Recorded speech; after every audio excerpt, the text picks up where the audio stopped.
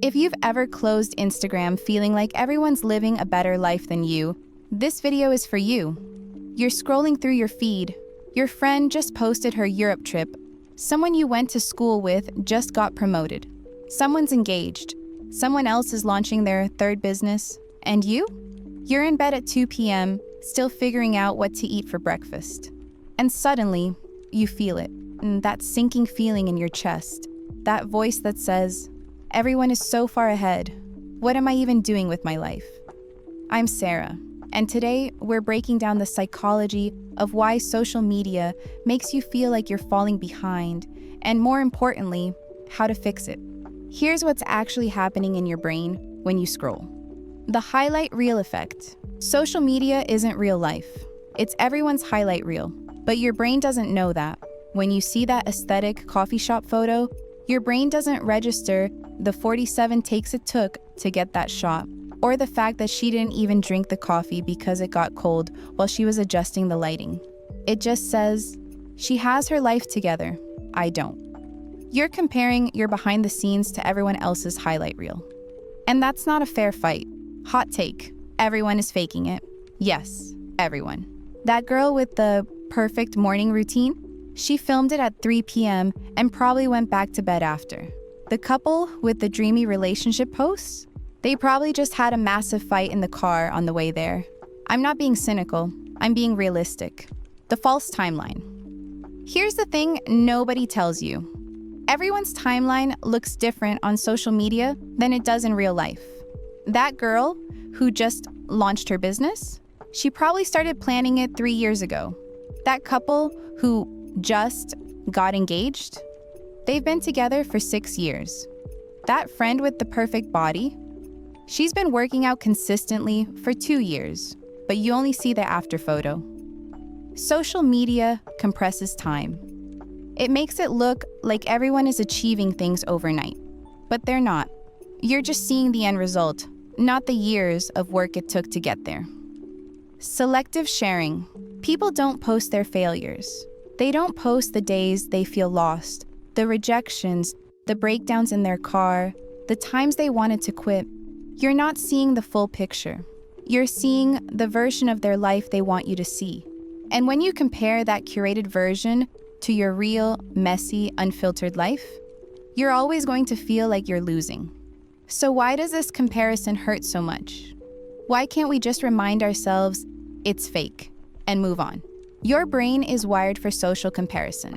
Psychologically, we're hardwired to compare ourselves to others. It's how we figured out where we fit in the tribe, how we measured our worth, how we decided if we were safe or in danger. But here's the problem. Our brains evolved to compare ourselves to maybe 50 to 150 people in our immediate community. Now, we're comparing ourselves to millions of people across the entire world. Our brains literally cannot process that much comparison. It's like trying to run iOS 18 on an iPhone 4. Your brain short circuits.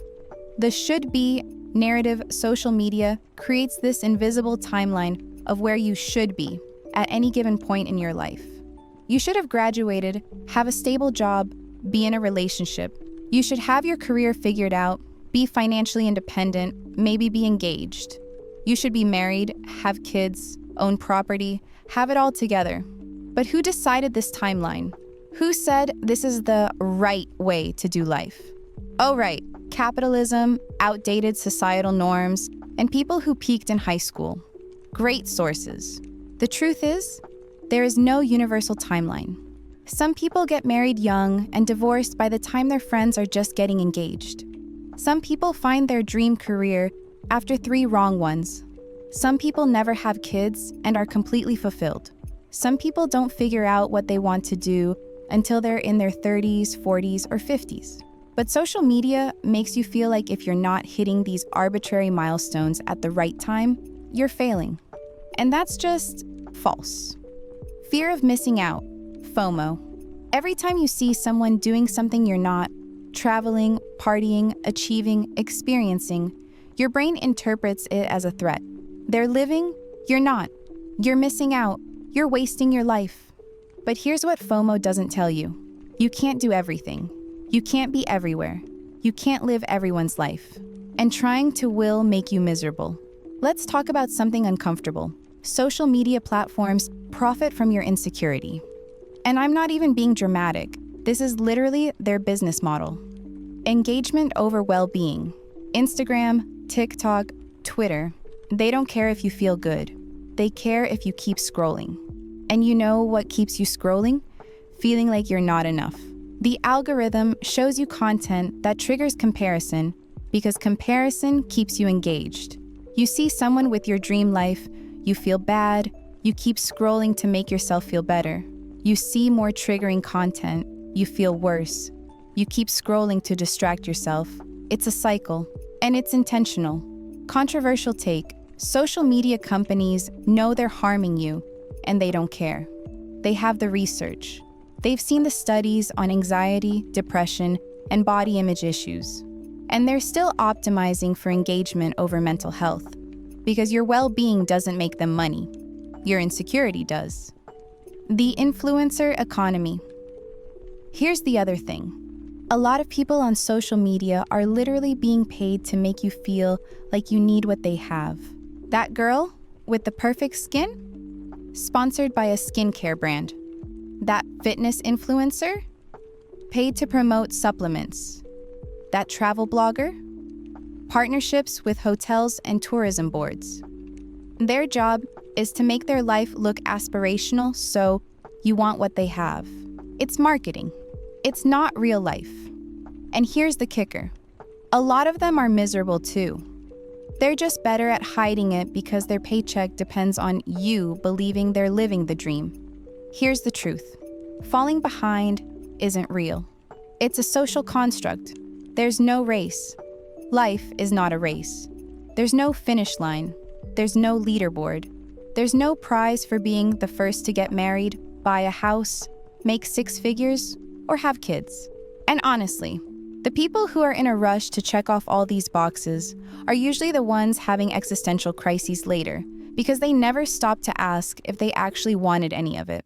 The only person you should be comparing yourself to is the person you were yesterday. That's it. Not your old classmate, not the girl from TikTok, not your sibling. You, yesterday. Are you learning, growing, healing, becoming the person you want to be? Then you're exactly where you need to be. Your journey is your own. Some people bloom early. Some people are late bloomers. Some people have a linear path. Some people zigzag all over the place. Some people peak early and plateau. Some people don't hit their stride until later in life. None of it is wrong. None of it is behind. It's just different. And the sooner you stop measuring your timeline against everyone else's, the sooner you'll actually start living your life instead of performing it for an invisible audience that, let's be real, doesn't even care that much about you anyway. Okay, so how do we fix this? How do we stop letting social media make us feel like we're failing? 1. Curate your feed aggressively. Unfollow anyone who makes you feel bad about yourself. I don't care if it's your best friend, your cousin, or your favorite influencer. If seeing their content makes you spiral, unfollow. Your mental health is more important than their follower count. And if they notice and ask why you unfollowed, that's their problem, not yours. Follow people who inspire you without making you feel inadequate. Follow people who are honest about their struggles. Follow people who remind you that life is messy and that's okay. And for the love of everything, stop following people just because you feel like you're supposed to. You don't owe anyone a follow. 2. Limit your screen time set, app limits. For real. Give yourself a daily cap on Instagram and TikTok. When you hit it, you're done for the day. I know. But what if I miss something? You won't, I promise. Nothing important has ever happened exclusively on Instagram stories. If it's actually important, someone will text you. Notice how you feel before you scroll and how you feel after. If scrolling makes you feel worse 90% of the time, that's data. Use it. 3. Reality.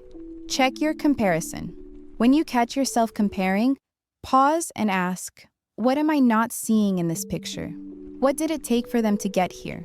Am I comparing my real life to their curated version? Is this even something I actually want? Or do I just think I should want it because everyone else has it? Most of the time, the thing you're jealous of isn't even something you genuinely want. You just think you should want it. Like, do you actually want to wake up at 5 a.m. and go to the gym? Or do you just think you should want that because fitness influencers made it seem like successful people do that? Be honest. 4. Focus on your own goals. Stop living reactively. Stop making decisions based on what everyone else is doing. What do you actually want? Not what Instagram tells you to want, not what your parents want, not what society says you should want. What do you want? Write it down. Make a plan. Take one small step toward it today, and then another tomorrow. Your life starts when you stop performing for other people and start building for yourself. 5. Remember, social media is optional. This is the most controversial thing I'm going to say, but you don't have to be on social media. I know that feels radical in 2026, but it's true. You don't have to post. You don't have to perform. You don't have to prove anything to anyone. If social media is making you miserable, take a break. Delete the apps for a week, a month, a year, whatever you need. Your worth is not determined by your follower count, your likes, your engagement rate, or how aesthetic your life looks online. And honestly, the most interesting people I know aren't even on social media. They're too busy actually living. Here's what I want you to remember. You are not behind. You are exactly where you're supposed to be. Your life is not a competition. Your timeline is not the same as anyone else's. And that's not a bad thing. That's the whole point. The girl you think has it all together?